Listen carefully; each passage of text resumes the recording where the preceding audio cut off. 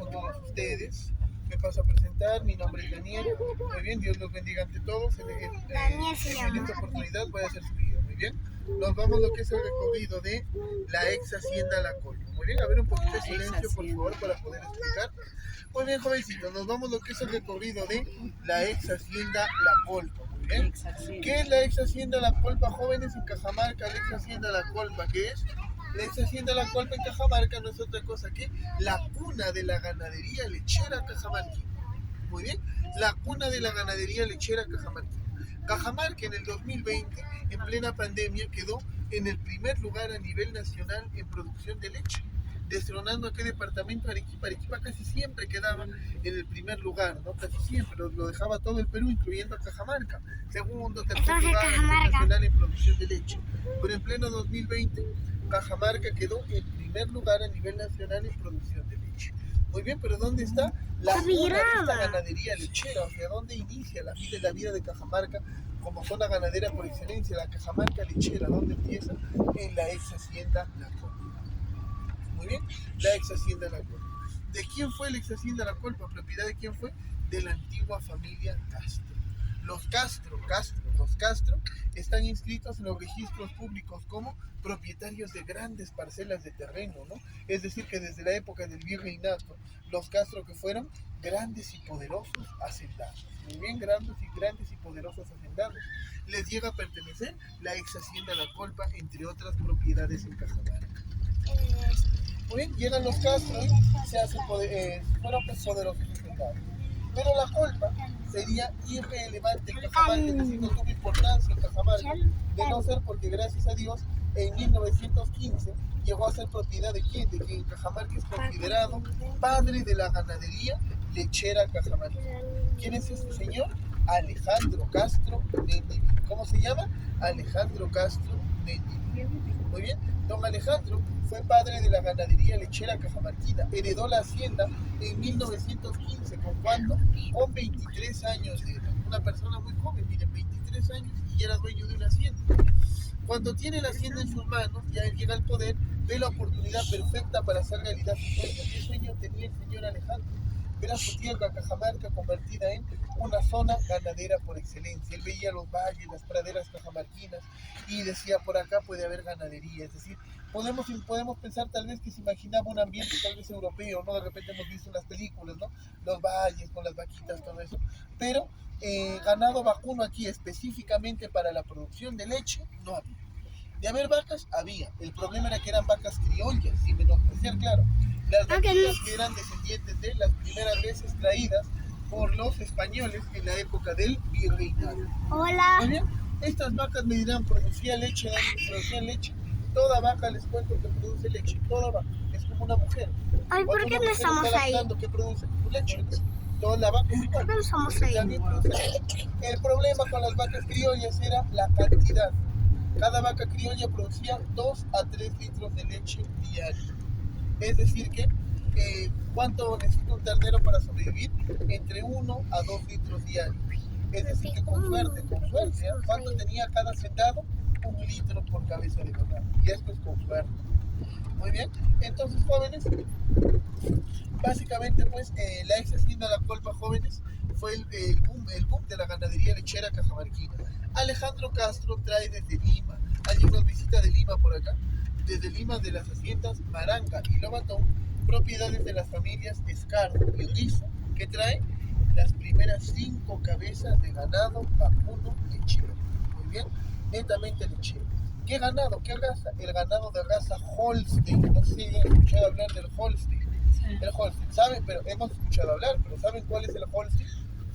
El Holstein es el ganado, la vaquita blanca y negra. Muy bien, la vaquita blanca y negra, la que le dicen holandesa. Muy bien, su fotito donde aparece, en la latita de leche Gloria. Muy bien, ahí aparece, la latita de leche Gloria, ahí aparece su fotito de qué? De la vaquita Holstein. Muy bien, ¿de dónde viene? ¿De dónde es nativa? De Holanda, Países Bajos, partes de Alemania. De ahí viene la vaquita Holstein. Entonces, jóvenes, la vaquita Holstein llegó a Cajamarca y Alejandro únicamente trae 5 cabecitas de ganado. Era un ganado muy caro, una raza bovina muy cara. Solo se pueden producir 5 animalitos. Cuando llega a Cajamarca, ¿Por qué nadie traía Holstein? Porque pensaban que era un ganado de tierras bajas, de los valles y las costas peruanas, ¿no? De las haciendas de los valles y las costas. Nadie lo traía a la sierra, pensaban que si traían Holstein, el clima antiguo de Cajamarca, que era pues más frío, más tormentoso, sin calentamiento global, sin contaminación, iba a matar este ganado, los iba a matar. ¿Qué pasó, jóvenes? Alejandro trae las primeras 5 cabezas de ganado y cuando llegan, se da cuenta Alejandro de que lo que él pensaba era cierto. En vez de morirse, este ganado empezó a aclimatarse muy bien. Esos 5 animalitos del clima serrano empezó a hacerles muy bien. Se empezaron a crecer, gracias a Dios. ¿Y qué pasó? 2 de este grupito de 5 se hicieron padres de la ganadería lechera cajamarquina, biológicamente hablando, claro, ¿no? ¿Cómo se llamaron? El macho se llamó el Mocho y la hembra la Limeña. Cuando empezaron a criar Holstein pura sangre, pero nacidos en Cajamarca, este ganado Holstein puro, pero ya cajamarquino, lo empezaron a cruzar. ¿Con qué? Con ganado criollo. ¿Cuál es el ganado criollo? ¿Se acuerdan que les dije? Vaquitas y toritos pequeñitos, negritos. Empezaron a cruzar. ¿Qué nació? Nació un ganado mestizo, por así decirlo. Este ganado mestizo, cuando creció de nuevo, lo volvió a cruzar Alejandro. ¿Con qué? Con el ganado Holstein Pedigree. No sé si han escuchado la palabra pedigrí en algún momento. Hace alusión a los individuos más puros de una raza. Aplica para cánidos, para félidos y para ganado vacuno también aplica.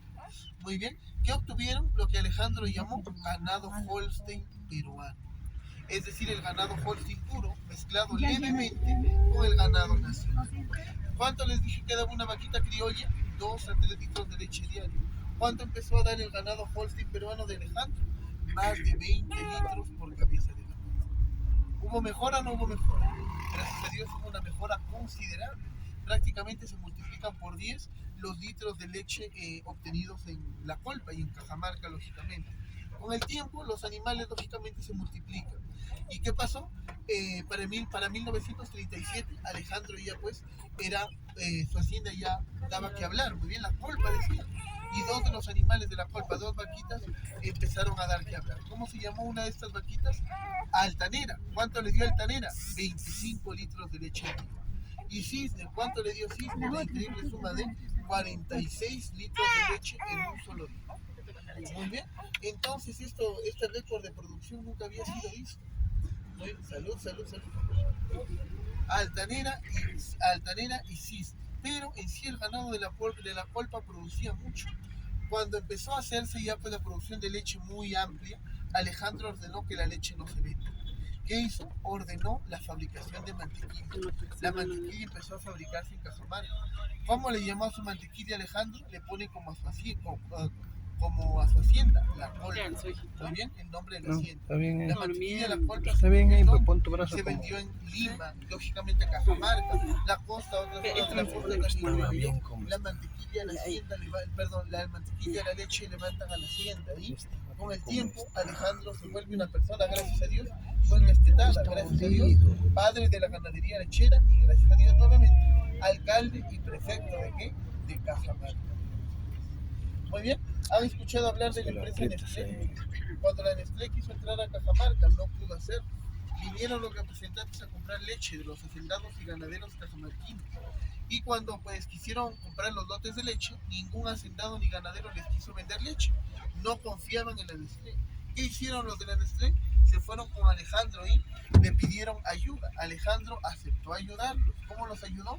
Alejandro les vendió un poco de leche y como ya era muy respetado, ¿qué hicieron los demás? Empezaron a venderle leche a la Nestlé.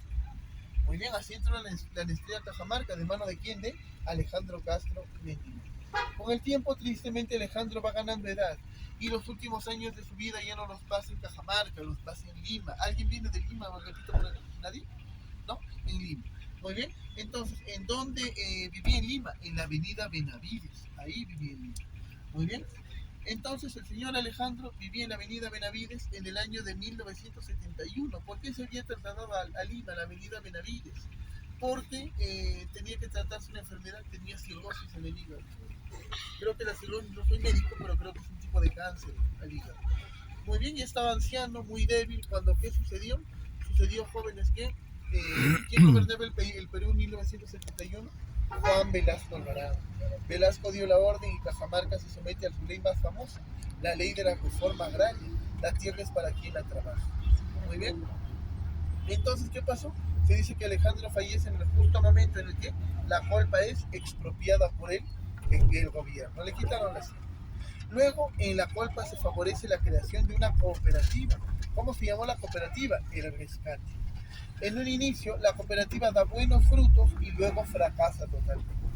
Luego, ¿qué pasó? Siguiendo leyes de la reforma, se dividen los territorios entre indígenas, campesinos y trabajadores. Leyes de la reforma agraria.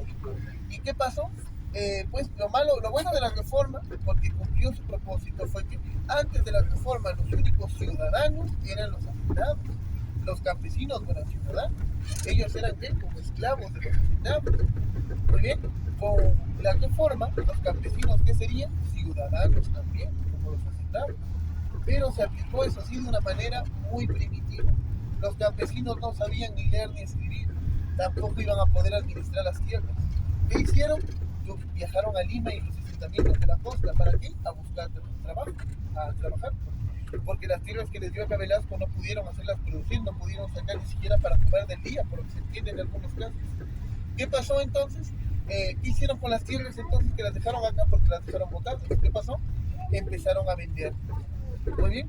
La zona de la Colpa es parte actualmente del actual distrito de Baños del Inca, valga la redundancia. ¿Cuánto se han valorizado los terrenos por ahí, por allá? Por acá creo que ya estamos por ahí. No, todavía no estamos llegando. Muy bien, un poco alto no lo veo. Muy bien, entonces jóvenes, ¿cuánto se han valorizado los terrenos? Entre 500 a $1,500, pero no el terreno, se dice el metro cuadrado. Muy bien. Entonces, ¿cuánto se valorizó en los 80 y 90 cuando el desastre económico se entiende que asoló el Perú? ¿Cuánto se valorizó? Un sol el petróleo. Muy bien, entre 1992 y 1998, la Colpa y el casco antiguo de la misma, el casco antiguo de la ex hacienda La Colpa y tierras aledañas, 3 a 7 hectáreas podríamos decir, finalmente tuvo un nuevo dueño. ¿Quién? No, el señor Horacio Gálvez Alba, empresario cajamarquino, pero ya no dedicado al ganado. ¿Dedicado a qué? A la venta del combustible, se dedica a... tiene grifos. ¿Alguien viene de Trujillo por acá? Trujillo tampoco. Muy bien, entonces en Trujillo hay una cadena de grifos llamada Grifos El Che. El señor Horacio Gálvez Alba es el dueño de Grifos El Che, de acá también tiene un grifo El Che, y dueño de la ex hacienda La Colpa también. Y con la reforma agraria, la ex hacienda La Colpa ya no se dedica a la ganadería, se dedica ¿a qué? Al turismo. Muy bien, como entiendo. Ahora, entonces, estimados amigos, nos vamos a la ex hacienda La Colpa. Muy bien, ahí tenemos 4 puntos que vamos a hacer. Nos vamos a lo que es uno, la capilla de la Virgen del Carmen. La capilla de la Virgen del Carmen, jóvenes, es el último edificio que se terminó del casco antiguo de la ex hacienda La Colpa. Y se terminó ¿cuándo? En 1950. Y en ese año se inscribió en el libro de los récords Guinness como edificio de barro más alto del mundo. ¿Con cuánto? 26 metros de altura. Muy bien, ¿por qué se le advoca a la Virgen del Carmen? La Virgen del Carmen, de repente, ¿quién sabe? No es patrona de Cajamarca. ¿Alguien sabe cuál virgen es la patrona de Cajamarca? La Virgen de los Dolores, y es patrona de Cajamarca. La Virgen del Carmen es patrona de la provincia de Celentín. De repente han escuchado hablar de Celentín. Muy bien. Entonces, ¿por qué se le advoca a la Virgen del Carmen? Porque Elvira Mendívil Prunier, madre de Alejandro, fue devota de la Virgen del Carmen. Por eso se le advoca a la Virgen del Carmen. Muy bien. Fiesta el 16 de julio, y ya pasó la fiesta. Muy bien. Entonces, los españoles citan que también es patrona de ¿qué? De los marineros, la Virgen del Carmen. Muy bien, la Virgen del Carmen. En esa capilla ya no hay misas. Únicamente es para ¿qué? Para lo que es, se alquila para bodas, junto con ex casa hacienda. Muy bien, el ex casa hacienda, del que también vamos a visitar, nos vamos a dar cuenta que La Colpa se convirtió en lo que atraía en llegar en lo último en tecnología a Cajamarca. Alejandro fue el dueño de la primera motocicleta que llegó a Cajamarca, la compra con Sidecar. ¿Para qué? Para transportarse de Cajamarca a La Colpa y viceversa.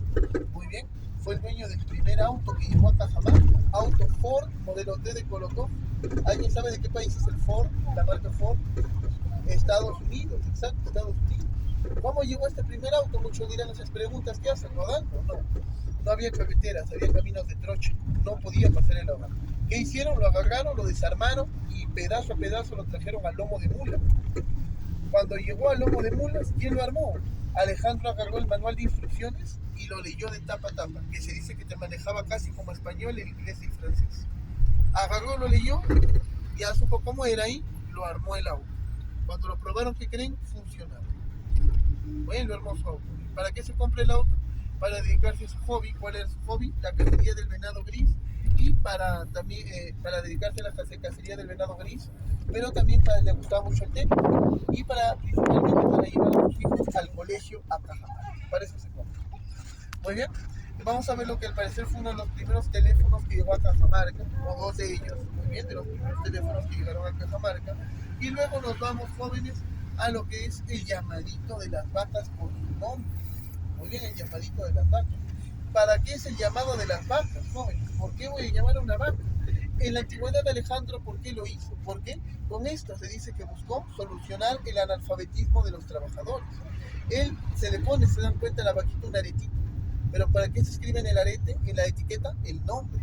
Pero los trabajadores no pueden manejar a las vacas tienen nombre, por sus nombres, porque no saben leer ni escribir, no pueden leer el nombre y decir, bueno, este es de acá, este es de allá.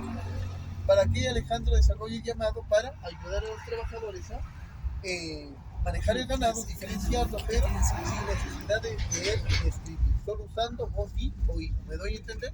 El llamado. Y por el lado de los animales, ustedes pueden ver una vaquita, pueden decir, oye, esa vaca me vaya a cornear, cuidado, cómo lo sueltan. No, algunas son agresivas, otras no, pero el hecho es que si ustedes a la hora que lo ordeñan se van, lo abrazan, le toman foto, la vaca se puede incomodar, se enoja. ¿Qué pasa? ¿Qué tiene de malo esto? Que te retiene la leche en las ubres. La leche retenida en las ubres se corta. Finalmente esta leche la vaca te la da, no se la queda, pero sale la leche como con una especie de ¿qué? De moco. Muy bien, entonces jóvenes, sale con una especie de moco. A la vaca también le da una enfermedad que le da a la madre lactante. ¿Cómo se llama esta enfermedad? Mastitis. Si la vaca tiene mastitis, ¿qué pasa? Le tiene que poner antibióticos. Muy bien, si la vaca tiene antibióticos en la sangre, tragedia para el ganadero, porque la leche no la puede vender, la tiene que desechar. Vender leche de animales que tienen antibióticos en la sangre es un delito muy grave, inclusive en el Perú. Muy bien, muchos dicen el Perú es el Perú, no, acá también es un delito muy grave. Muy bien, entonces, ¿para qué hace Alejandro? Pues llamado, crea un ambiente delicado. Juanita, Martita, Sofita, si estoy acertando, no es mi intención, ¿y qué pasa? La vaquita pasaba y soltaba la leche sin ningún problema. Un ambiente tranquilo, delicado, un ambiente bonito para ellos, por así decirlo, ¿verdad? El llamado de las vacas. Vamos a ir a lo que es la laguna artificial, solo para que tomen su foto, nada más. Esa laguna, jóvenes, cuando Alejandro requirió material de construcción para el casco antiguo de la hacienda, ¿entre qué año? 1944 a 1950, 6 años en total. ¿Qué pasó, jóvenes? Agarró los adobes y empezó a sacarlos de donde ahorita está la laguna. Y cuando ahí quedó un hueco, Alejandro tenía ahí un molino de agua. Usaba el agua del molino ¿para qué? Para generar energía artificial para la colpa. La colpa tenía electricidad por aquella época. El agua del molino iba cayendo en el hueco dejado por la extracción del material y que formó la laguna artificial. Muy bien, esa. A la colpa pagamos entrada, ya 10 soles por persona. Voy a cobrar sus entradas, así que por favor tenerlas a la mano. Niños entre 5 a 10 años de edad van a pagar 5 soles. Muy bien, tengan a la mano sus entradas, un par de minutitos por favor. De 5 a 10 pagan 5 soles. Sí, menores de 5 está pagando. Muy bien, ahora, los campos que vengan a los alrededores favorecen la fama de Cajamarca como zona ganadera por excelencia. ¿Se acuerdan que les conté ahí con alguien frío Cusco, creo ayer? Algunos vienen a la región Cajamarca y ¿qué dicen? Cajamarca, voy a comer carne barata, seguro no. Zona ganadera, voy a comer carne barata, seguro no. Hay dos tipos de ganadería, leche y carne. ¿Cuál creen que es Cajamarca? Leche. Carne, nos vamos al departamento de Puno. Ahí hay ganadería de extracción de carne. Ganado Bron Suisse, que también hay por acá, pero el Bron Suisse de Puno es Bron Suisse puro, por lo que se siente. Muy bien, entonces...